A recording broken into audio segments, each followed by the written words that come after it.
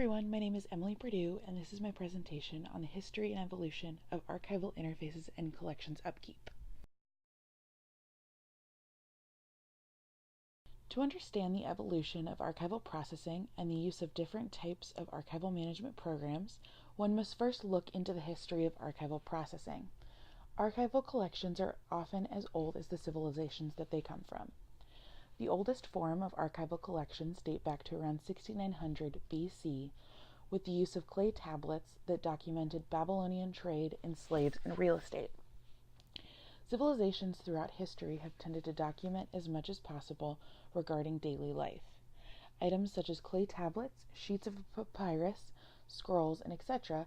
have been used to document records, lives of citizens, and their histories.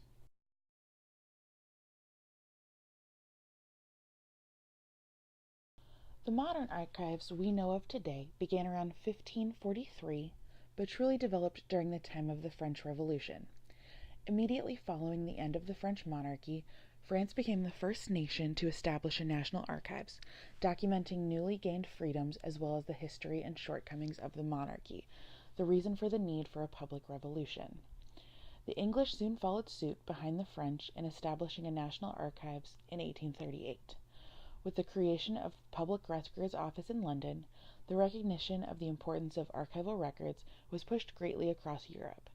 The United States took a bit longer to establish national archives, waiting until 1934, 100 years after the establishment of the archives in England.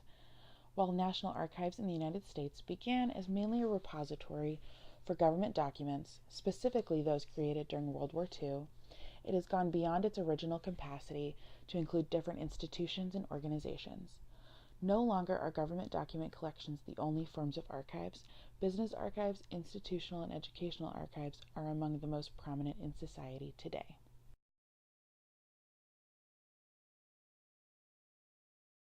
Prior to the use of technology in archives, the process of surveying records and cataloging information was done by hand and took longer than it does today.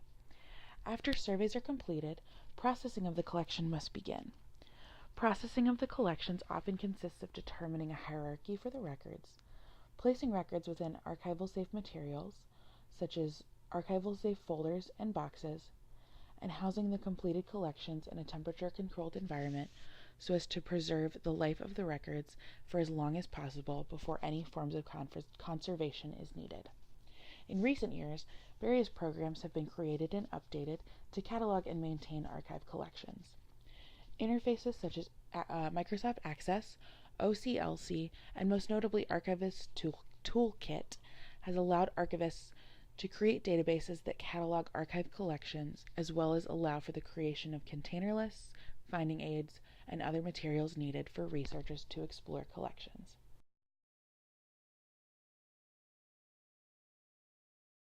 Microsoft Access is a database management system that combines a graphic user interface with Microsoft Database Engine to create an interface that allows users to create their own type of database from scratch. The benefits of Microsoft Access include the ability to store data in its own format and can be imported and linked into other applications or databases. Archivists are able to create databases from scratch within the Microsoft Access interface, allowing them to tailor their database to focus on specific information they would like to highlight regarding their collections. The downside to using Microsoft Access as the dominant interface for archival collections is the fact that documents other than the collection database itself cannot be created within the program. While the database can come in many forms within Access, and documents can be linked within the database itself, there is no way to create any other than a basic database for collections.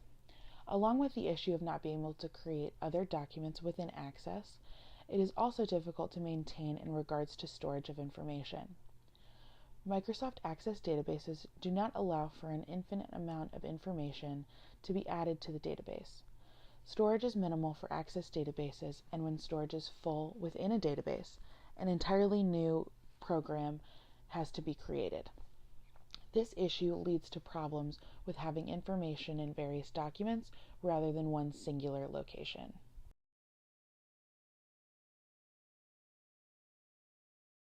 OCLC, or the Online Computer Library Center Incorporated, is one of the most well-known databases used by libraries around the world.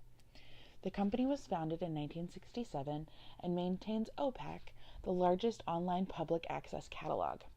Libraries and archives have the ability to use the technology of OCLC to digitize collections and allow for researchers from across the world to access their collections. The use of this type of database allows archivists to release materials to the public for collections that may be difficult to access while maintaining the proper storage of said collections. The collections are housed via an online repository, therefore, there is no worry for using up storage as there is with Microsoft Access. However, the only negative to using OCLC is that while there is more storage space, there is no way to allow for other materials to be created and published along with the collections.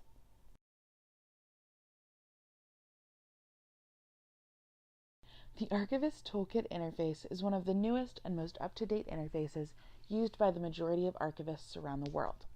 Archivist Toolkit is an open-source system for managing archival data in one singular application.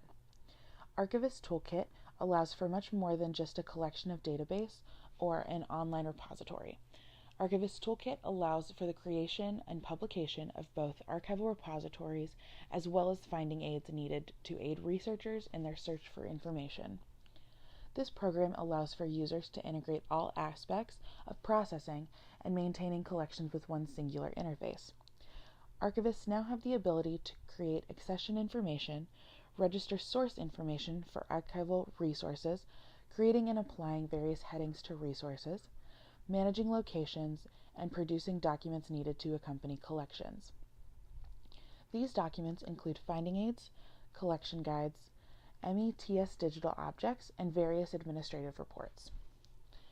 Along with the ability to create all of the information needed to process collection, Archivist Toolkit allows users to work with EAD finding aids, MARC records, and electronic accessions to form one centralized, all-inclusive database.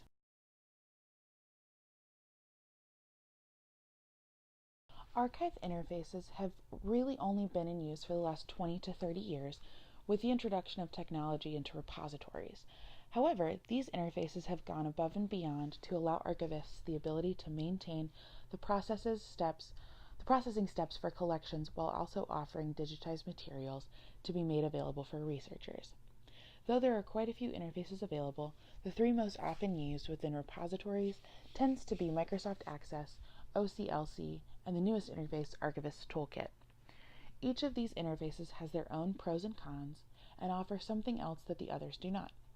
Because Archivist Toolkit is the most recently created interface, it is the one that has every aspect that can be found in other programs all rolled into one singular interface.